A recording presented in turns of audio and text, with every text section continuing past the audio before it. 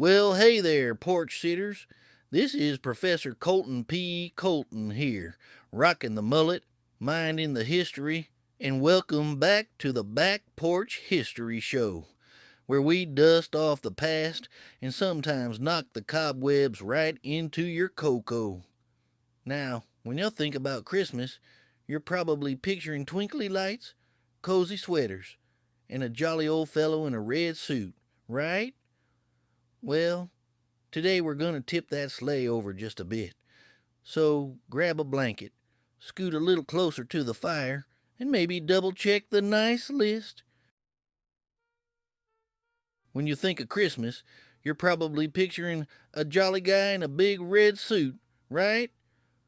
Well, today we're going to peel back the festive wrapping paper to look at, let's say, the darker side of the holidays. Okay?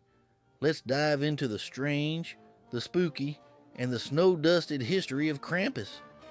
This quote just sets the mood perfectly, doesn't it? It gets right to the heart of this legend. See, long before you had elves on shelves watching you, there was a much more persuasive reason to be good. And that reason had horns. So that's the big question we're tackling today. You know, while St. Nicholas was busy checking off the nice list, somebody had to deal with the naughty one. And let me tell you that someone wasn't leaving a lump of coal. They were leaving a trail of absolute terror. All right, let's start with the basics. Just what does this Christmas demon even look like? Yeah, you can forget jolly and round, think terrifying and, well, formidable. You know, what's so wild is how specific the folklore is, especially in places like Austria and Germany. I mean, look at this profile. He's a horned half-goat, half-demon creature. He's got a snarling mouth full of sharp teeth, long claws, and he literally drags rattling chains around just to announce he's coming. And that large sack he carries? Yeah, it's not for presents. It's for the naughty children he comes to collect. So where on earth did a character this frightening come from?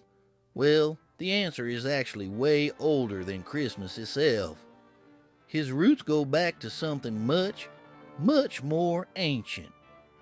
Way before Christmas was a thing, pagan traditions in Europe associated the dead of winter with all kinds of dark spirits. And it makes sense, right? In these cold, harsh climates, resources were scarce, and survival really depended on everyone following the rules. Krampus probably started as one of these winter demons. He was basically a walking, talking warning sign, a way to scare people into behaving themselves. This is where the story gets really interesting. When Christianity spread across Europe, instead of just disappearing, Krampus got absorbed into the new holiday traditions. He actually teamed up with St. Nicholas, and together they created the ultimate behavioral enforcement duo. You had St. Nick rewarding the good kids with toys and treats, and then you had Krampus standing right there ready to punish the bad ones with switches. It's the perfect Christmas good cop, bad cop routine. Now this terrifying figure wasn't just some story you told by the fire. Oh no, he has his very own night. A celebration, a living, breathing tradition that still happens today in parts of Europe. So, the date you need to remember is December 5th, the night before St. Nicholas Day. This is Krampus Nacht, which just means the night of Krampus.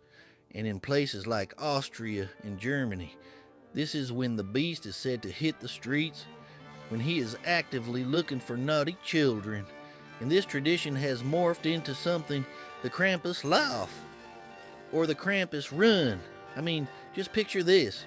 People get dressed up in these insane, elaborate costumes, hairy suits, massive horns, and these terrifying hand-carved wooden masks. They have huge cowbells and just run through the streets in big groups, rattling their chains and playfully scaring anyone brave enough to watch. It's loud, it's chaotic, and it's something you will never forget. But the story of Krampus hasn't been a straight line. Not at all. This Christmas demon has been celebrated, then banned, and then brought back from the brink of being totally forgotten. Let's take a look at his historical roller coaster. As you can see, his journey has been a long one. After his pagan origins and his medieval team-up with Saint Nick, things got pretty tricky for him in the 1800s and 1900s. Some governments and even the church tried to ban Krampus celebrations. They saw him as inappropriate and unholy. But in the last couple of decades, he's made a massive comeback, and the reason they tried to ban him was actually pretty simple. Krampus was just too scary. He didn't really fit with the sanitized, super child-friendly version of Christmas that was becoming popular. For a little while there, it really seemed like the horned demon of the holidays might just fade into history for good. So if they tried to ban him, why did he make such a strong comeback? What is it about this Christmas monster that still captures our imagination today? To understand that, we have to look at the deeper lesson of Krampus. This is such a fascinating question, right? Think about it.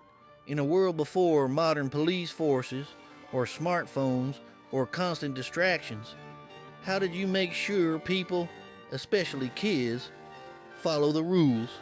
Well, you gave them a very, very good reason to be afraid of the consequences, and that's really the core of it all. Krampus wasn't just a monster, he was a walking, chain-rattling personification of consequences. He was a necessary balance, and maybe his modern comeback shows that we're all kind of craving stories with a little more bite, a darker counterpoint to all the commercial sweetness of the holidays.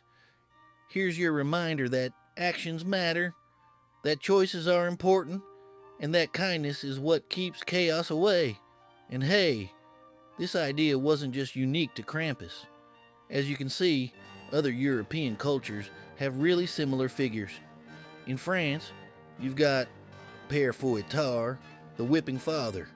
In Italy, there's La Befana, a witch who leaves coal for naughty kids. And over in Germany, Knechte Ruprecht is St. Nicholas's grim helper. Different faces, but the same terrifying job description. Okay, to really appreciate how deep this legend runs, let's hit a few quick facts. First up, its age. The Krampus legend is estimated to be over 1,500 years old. I mean, it stretches all the way back to pre-Christian pagan traditions. And his name, the word Krampus, comes from the old German word Krampen, which literally means claw. I mean, come on. That is a perfectly fitting name for a creature known for his monstrous, sharp talons. And now he's more popular than ever. From horror movies and comic books to action figures and even Christmas decorations, Krampus has been completely reborn in modern pop culture. So, as the year winds down, the ancient legend of Krampus is more alive than ever. It's a story that's so much more than just a spooky tale. It's a powerful reminder of balance. Santa rewards the good, Krampus warns the bad, and at his heart, the message is simple: be kind or else. So there you have it, the story of Krampus. Not just a Christmas monster, but a reminder from the old world that actions have consequences, kindness matters, and chaos shows up when we forget how to treat one another. Santa rewards the good, but Krampus keeps the balance, and maybe that is why, all these centuries later, we are still telling his story. Even in a season full of sweetness, sometimes we need a little bite to make the message stick. If you enjoy this trip into the darker side of holiday history, do me a favor. Hit that like button, subscribe to the Back Porch History Show, and ring that bell so you do not miss our next porch side journey through the past. Until next time, stay curious, stay kind, and remember, be good or else.